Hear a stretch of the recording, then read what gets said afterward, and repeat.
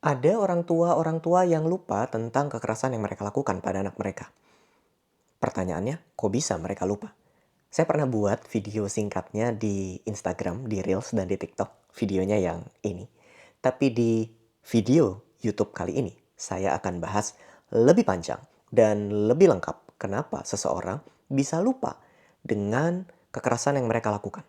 Simak bumper dulu.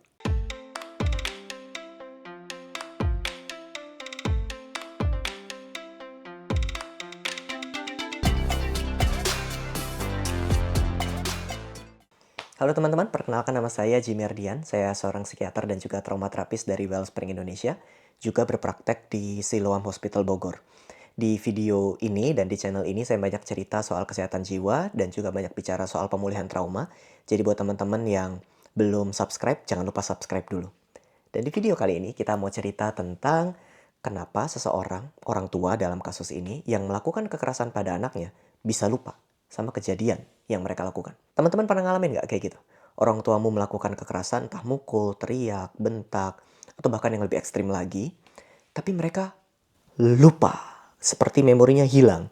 Ditanya malah, emang papa atau mama pernah kayak begitu? Masa sih? Gak pernah gitu. Yang banyak orang pikir, jawaban kayak tadi tuh seringnya denial, atau menyangkal, atau pura-pura lupa. Nggak juga sih sebenarnya. Pada banyak kasus, itu beneran lupa. Pertanyaannya, kok bisa lupa? Betul dong? Di video ini kita mau bahas. Di dalam Reels di Instagram dan TikTok, itu jawaban pertama yang menurut saya paling sering terjadi. Kenapa seseorang bisa lupa terhadap pengalaman kekerasan yang mereka lakukan? Karena ada upaya untuk mempertahankan konsistensi diri. Maksudnya begini, cara kita melihat diri sendiri itu tidak semata-mata dengan cerita, teman-teman. Memori adalah bagaimana cara kita melihat diri kita, melihat dunia, melihat orang-orang di sekitar. Memori itu bukan semata-mata rekaman peristiwa sebenarnya, bukan. Memori adalah cara kita bercerita tentang diri kita, tentang orang lain, tentang dunia. Sehingga jika cara kita bercerita adalah aku orang tua yang penyayang, atau aku orang tua yang disiplin, atau aku orang tua yang baik, misalnya, maka memukul anak atau berbentak pada anak atau teriak pada anak menciptakan beban kognisi yang besar karena nggak sesuai dengan narasi dirinya. Artinya, untuk meredakan ketegangan besar di dalam otak ini, otak mengedit dalam tanda kutip atau menekan memori tersebut keluar dari kesadaran supaya memori yang diingat selaras dengan konsistensi cerita tentang diri. Tapi sebenarnya ini nggak cuma tentang orang tua, teman-teman. Maksud saya, misal, jika seseorang menarasikan dirinya sebagai korban, menganggap dirinya sebagai korban, maka ceritanya harus konsisten. Pada banyak kasus, kisah-kisah, kejadian-kejadian di mana orang ini yang menarasikan diri sebagai korban melakukan kekerasan, kejahatan, atau kecurangan, atau menyakiti hati orang lain, itu kejadian bisa dilupain. Kenapa? Karena nggak sesuai dengan self-konsistensi. Karena narasinya aku adalah korban, memorinya harus disusun sedemikian rupa sehingga narasinya selaras. Dan sesuaikan ini dengan judul narasi masing-masing. Jadi ini nggak bicara semata-mata tentang orang tua, ini bicara tentang bagaimana kita melihat konteks-konteks cerita yang kita buat tentang diri kita. Gitu kira-kira. Alasan kedua, selain memori sebagai narasi diri, saya mau mengangkat teori ego state. Gampangnya begini, teori ego state menganggap bahwa diri kita tersusun dari banyak sisi. Terutama ada dua sisi yang diklasifikasikan besar. Yang pertama adalah emotional part, yang kedua adalah apparently normal part. Bahasa Indonesianya yang satu, sisi diri kita yang emosional, bagian lain adalah sisi diri kita yang tampaknya normal. Tampaknya normal sesuai kata-katanya jelas. Berarti sisi diri ini berfungsi untuk menjalani fungsi sehari-hari, mengakses memori-memori yang normal, gitu-gitu. Sementara emotional part adalah sisi diri kita yang kalau lagi marah, teriak, bentak, dan lain sebagainya. Kenapa penting mengenali dua ini? Karena setiap sisi-sisi diri kita sebenarnya punya memorinya masing-masing. Sebagai contoh, diri dewasa mungkin lupa dengan rasa sakit yang saya miliki pada saat saya anak. Hanya ketika saya menyentuh diri saya yang anak, memori tentang saya anak tuh bisa keluar. Itu kenapa memori nggak bisa dipanggil dengan cara mikir. Susah. Biasanya memori yang bisa dipanggil dengan cara mikir adalah memori-memori yang dipegang oleh sisi diri kita. Yang apparently normal ini, yang sehari-hari. Tapi memori-memori yang emosional itu akan sulit muncul ke permukaan kecuali kita bisa punya hubungan baik dengan sisi-sisi diri kita yang emosional. Jadi besar kemungkinan orang tua nggak bisa mengakses memori tersebut karena memori tersebut dipegang oleh sisi dirinya yang lain. besar kemungkinan bahwa yang memegangnya justru inner child dari orang tuamu. Kenapa? Karena ketika mereka sangat impulsif, keras, bisa jadi yang mukul tuh bukan orang tua, yang mukul tuh anak-anak yang ke-trigger karena perilaku anaknya. Tidak membenarkan, tapi bisa jadi luka ini yang menyebabkan luka baru bagi anaknya. Masuk akal dong. Yang ketiga, kenapa seseorang bisa lupa? Kali ini penjelasannya biologis, karena kadar kortisol pada saat lonjakan atau ledakan emosi itu intens, itu akan meningkat dan itu akan mengganggu kerja bagian-bagian otak tertentu, termasuk hipokampus. Hipokampus ini area otak untuk menyimpan memori dalam jangka panjang. Dan di dalam kondisi stres yang sangat besar, bagian otak bernama amigdala, yaitu anggaplah pusat emosi, walaupun bukan gitu-gitu banget, tapi anggaplah pusat emosi, membuat seseorang ingat mungkin kalau dia marah, tapi nggak ingat perilakunya. Jadi yang diingat cuma sepotong bagian perasaannya aja, tapi abis itu ngapain nggak ingat. Itu bisa jadi kemungkinan. Jadi bukan hanya seseorang denial atau manipulatif, enggak. Respon otak dan tubuh manusia dan jiwa manusia ini, it's much more complicated than that. Terlalu complicated, terlalu rumit, sehingga kita nggak bisa menyederhanakan dengan bahasa-bahasa psikologi populer kayak itu cuma gaslighting atau itu cuma manipulatif. Bisa jadi iya, bisa jadi juga enggak. Tambahan lagi. Alasan lain kenapa mereka lupa. Yang selanjutnya adalah yang keempat, motivated forgetting. Apa itu? Yaitu lupa yang dimotivasi. Seseorang punya kemampuan untuk menekan proses pemanggilan memori kalau mereka punya motivasi untuk melakukannya. Termasuk jika seorang orang tua ini terus-menerus menolak. Aku nggak mungkin melakukan itu, aku nggak mau melakukan itu, aku menyesal melakukan itu. Terus-menerus. Maka ini disebut motivated forgetting. Lupa, tapi ada motivasinya. Yang mana ini adalah mekanisme pertahanan diri dari perasaan bersalahnya.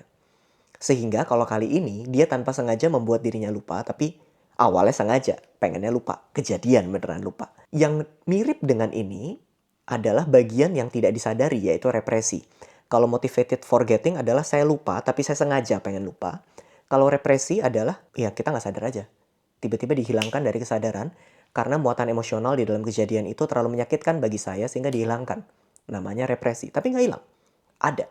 Hanya dengan cara-cara tertentu kalau kita mau akses, terapis mau akses, orangnya mau akses, bisa. Tapi pakai strategi.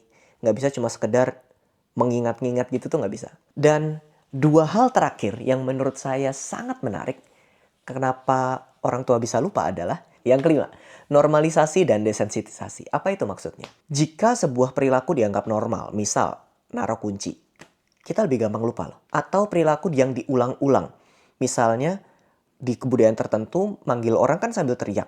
Tapi semua orang teriak. Loh, itu kan dianggap normal. Dan kalau normal, gampang lupa. Masuk akal? Jika orang tua punya prinsip kayak gini, mukul itu metode disiplin. Mode VOC itu cara parenting terbaik biar anak nurut. Apa berarti? Berteriak itu harus supaya anak nggak membangkang sama orang tua. Misal, jika ada value-value tertentu atau belief-belief tertentu yang orang tua pegang sehingga kejadian tersebut rasanya normal atau wajar bagi mereka, ini cenderung lebih mudah dilupakan. Karena ya sehari-hari aja gitu, itu biasa aja buat mereka. Yang mana ini agak susah dipisahkan atau agak susah dibedakan dengan konteks sosial budaya, di mana seseorang tumbuh, kadang-kadang budayanya emang aneh. Kekerasan wajar itu kan aneh, teriak normal itu kan aneh. Tapi memang kadang-kadang begitu. Dan alasan terakhir yang menurut saya juga sangat menarik adalah state dependent memory. Teman-teman, mari melihat memori bukan sebagai rekaman yang bisa kita panggil kapanpun, enggak. Memori itu butuh pencetus spesifik untuk memori tersebut muncul. Misal, ada orang mabok, lalu misalnya dia kecelakaan. Selesai nggak mabok, kecelakaannya bisa lupa tuh. Tapi kalau dia minum lagi dan mabok lagi, dia bisa ingat kecelakaan tersebut. Paham nggak maksudnya? Maksudnya, kita butuh emosi yang sama untuk memunculkan memori yang pada saat itu terjadi. Jadi kalau kita cuma manggil memori, tapi nggak ada emosinya, ini memori nggak muncul. Nah, mari bayangkan ketika orang tua memaki-maki anak, mukulin anak, itu kan pasti ada emosinya dong. Entah emosinya marah, entah emosinya takut, entah emosinya gagal, apapun. Ketika emosi tadi tidak terpantik, maka memorinya nggak muncul. Nah, ini namanya state dependent memory. Memori itu terikat keadaan. Kalau keadaannya nggak terpantik, memorinya nggak muncul. Bukan mereka lupa, tapi emosinya aja nggak kepantik. Makanya memorinya nggak muncul. Nggak ada keadaan yang memunculkan arsip memori tadi muncul ke permukaan. Paham ya? So, di konteks ini, ada banyak alasan kenapa orang tua bisa lupa pada kekerasan yang mereka lakukan. Gaslighting adalah salah satu penjelasannya, manipulasi adalah salah lain penjelasannya, tapi sebenarnya penjelasannya jauh lebih banyak daripada itu. Bisa dipahami ya? Dan buat teman-teman yang nonton video ini sampai akhir, terima kasih. Video ini bukan membenarkan kekerasan, video ini cuma membahas bagaimana mekanisme kerja otak manusia yang membingungkan. Bukan untuk mewajarkan juga, enggak. Tapi untuk ngerti aja cara kerja otak kita gimana, biar nggak bingung. Dan biar nggak disesatkan sama narasi-narasi yang kadang membingungkan buat kita. Mending kita belajar sainsnya aja, iya nggak sih? Nah, gitu.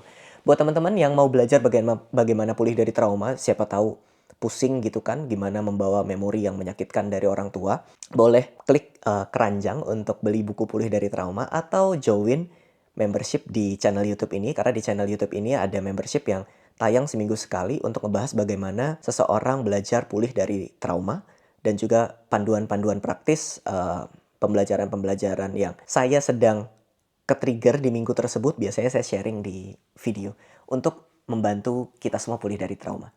Dan di video ini, di video minggu ini kalau nggak salah, untuk member akan ada video tentang 7 tanda, kalau tidak salah ya, 7 tanda seseorang itu masih menolak atau resisten atau menghambat dirinya untuk pulih. Jadi ada 7 tanda. Dan itu video buat di channel membership gitu. Buat yang penasaran boleh ke sana. Sementara mungkin itu cerita saya hari ini. Semoga video ini bermanfaat. Kalau bermanfaat boleh share, like, comment, subscribe. Dan itu dulu. Sampai jumpa di video selanjutnya.